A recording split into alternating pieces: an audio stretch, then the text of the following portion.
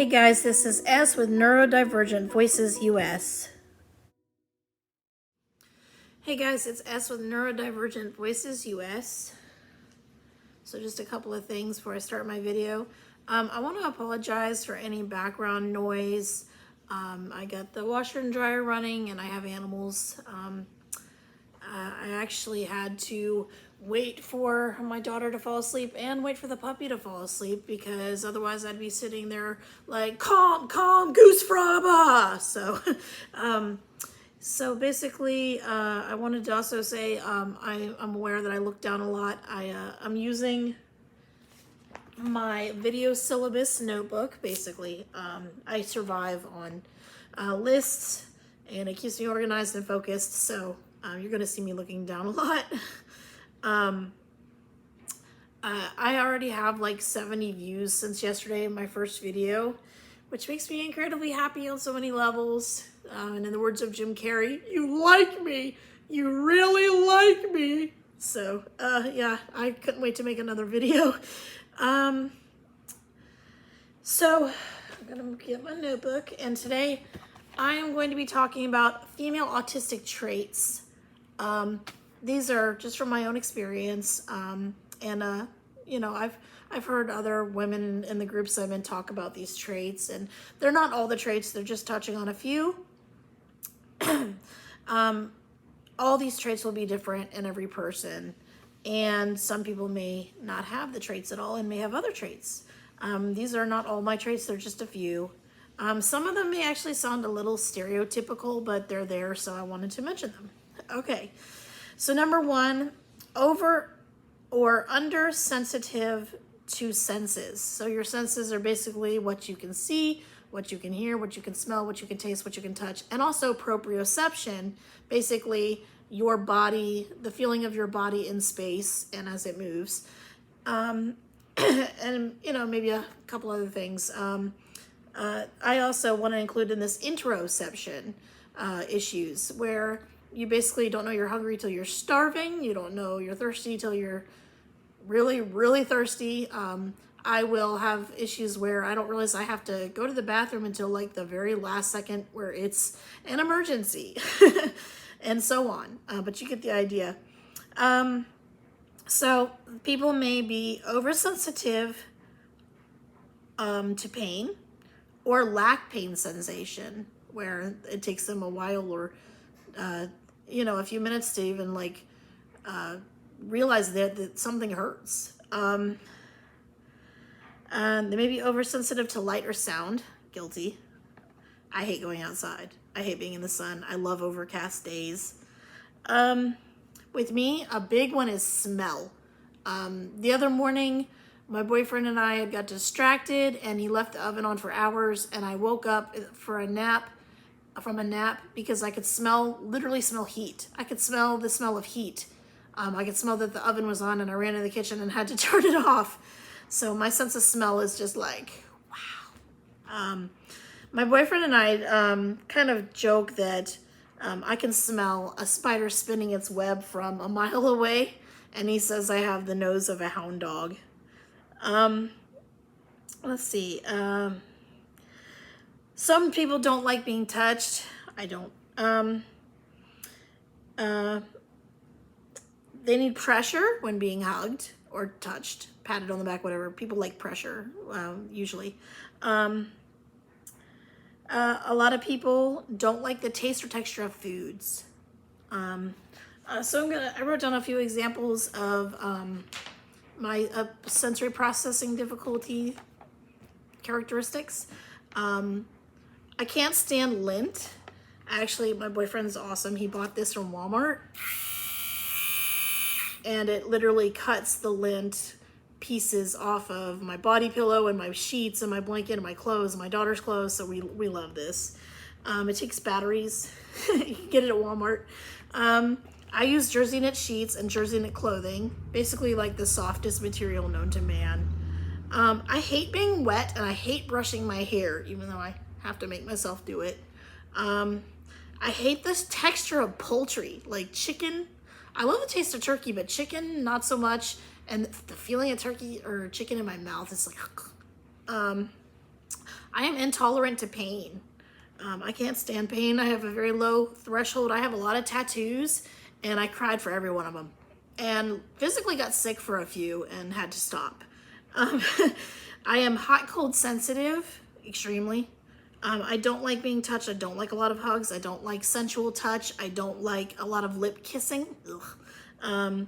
I cover my ears for many, many noises, motorcycles, things like that. I'm oversensitive to it, and people are just kind of like, okay, when I do it. But and I can smell literally everything. Everyone has a smell. Everything has a smell.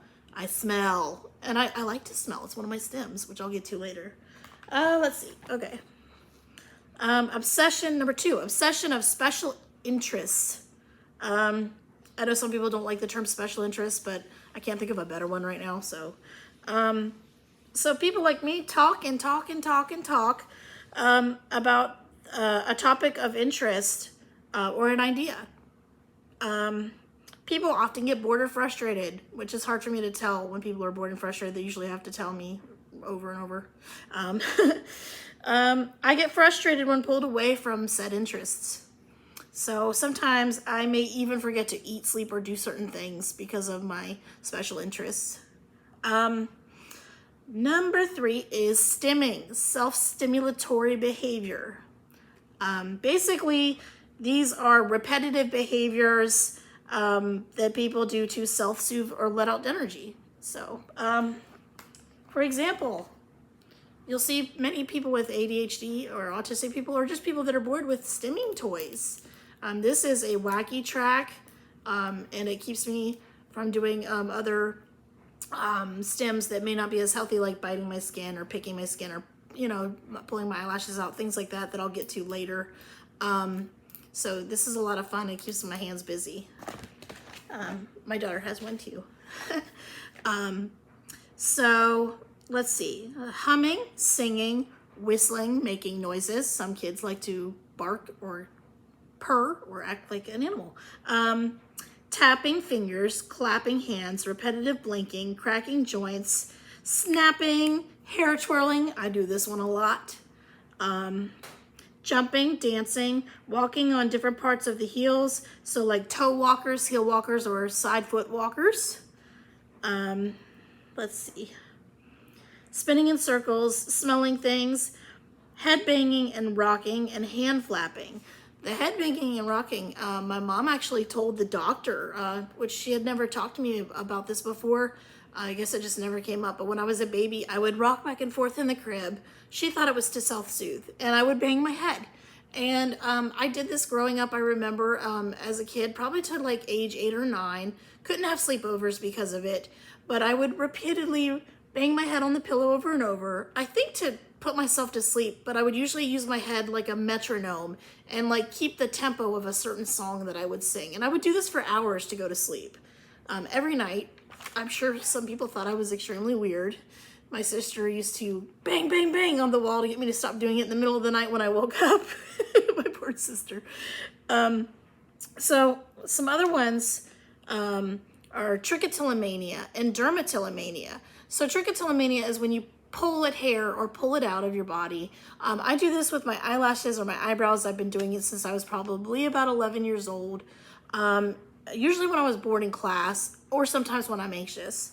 And dermatillomania is when you pick at your skin. So I constantly, my fingers are always red, especially my pinkies, because I'm constantly picking and biting the skin and my nails. Nail biting is a huge stem. That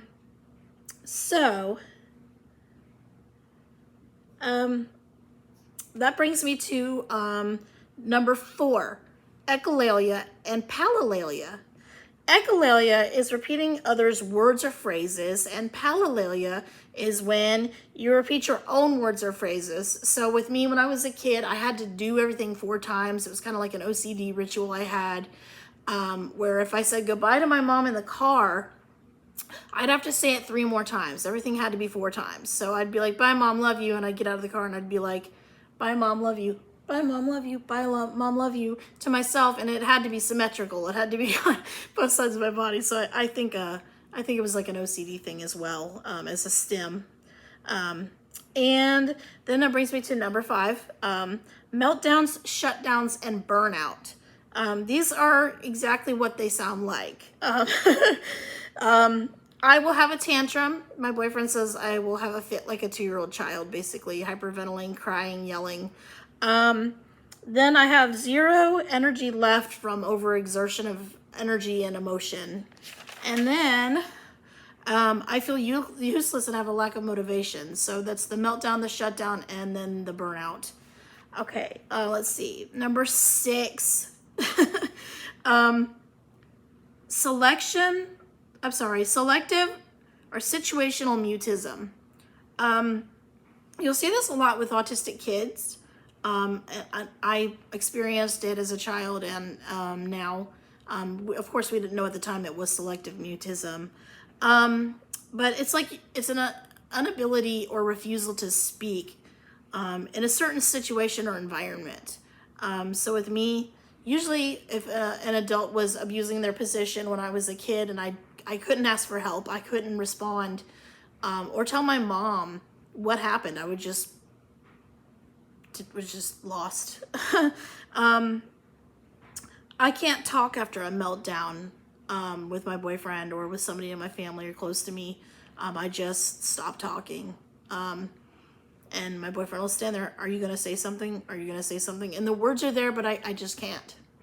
I don't know why. I'm also that way in groups of people now. I tried harder when I was younger, but ever since I found out I was autistic, I kind of just stopped trying and forcing myself. So I got that with groups of people now when I go out in public, which doesn't happen often. Okay, number 7, difficulty with social interaction. This is actually, it's not everybody, but it's at least not to an obvious degree. It's part of the criteria that you have to meet in part 1 of the DSM-5 TR. So people like me usually find it hard to converse in groups. I usually do better one-on-one with somebody. Find it hard sometimes to detect sarcasm, jokes, when someone is bored with us, and sometimes angry, which I'll get to. Let's see. Trouble with eye contact and facial expressions. So that may be with me, I overcompensate with my facial expressions. I feel like I'm supposed to make this face, so I'm going to overly make this face. It's just the way my brain works. And we have trouble a lot of times, not always, but a lot of times with sensing and figuring out other people's facial expressions, unless it's really obvious. Like with my boyfriend, he'll have a resting face, so he says, and I will think he's mad. Why do you look mad? I'm not mad. My face is resting. I relate and socialize better with other autistic people. I found my tribe.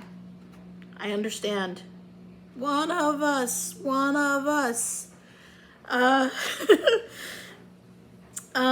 Some people may seem like a loner. My sister actually gave me the nickname Pariah, which is on my arm. Pariah. I don't know if that's backwards to you guys, but okay, that brings me to number 8. We may be inflexible and dislike change. I have to have routine. I like routine, even though I don't follow it, which is why I think a lot of times I go into burnout. I think I'm actually in habitual burnout, but that's for another video. I get upset if plans change. My boyfriend will say, I'm going to make Spanish cube steak tonight, and something will go wrong, and I will have a flip out because he decided he couldn't make cube steak. I mean, that seems silly, but it is what it is. I don't like when people move my stuff. Don't touch my stuff. I know where it is. Even if it seems like a world of chaos to you, there is a method to my madness. I'm set in my own ways of doing things and thinking. Sorry, guys. I'm learning. I'm growing. So that brings me to number 9. Some people may have some developmental delays as children, as babies. They may not meet all milestones. Some don't speak on time.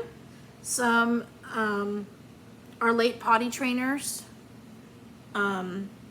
Some don't walk on time. I didn't walk till age 2, and I'm not sure if that was because of developmental delays or my vision. I have not always been legally blind, but from what I understand, I did have some problems as a baby with my vision, and then it got better after some prayer. But anyway, so some kids have dyslexia. So my daughter's actually getting tested as well, and I think she's dyslexic. She writes words backwards and upside down and all kinds of fun stuff. So there's a note I want to put in here about comorbidities. Some people that are autistic may also suffer from sleep disturbances, gut issues. I used to think it was normal not to poop, like, ever. TMI. Eating disorders, OCD type behaviors, ADHD, anxiety, and depression. So just throwing that in there. Whee! And this brings me finally to number 10, masking. Woo! That great thing, wearing a mask. We are masters, especially females, at masking. We are master actresses. We can totally go throughout the day and pretend like things are not as challenging as they are for us, which is why the doctor was at first like, you can't be autistic. You don't present that way. It's because I was masking the whole time, lady.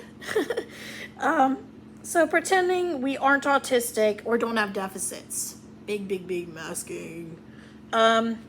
So it may be why I think some people say silly things like, you don't look autistic. Yeah, so those are just some traits of autism in people, and especially women.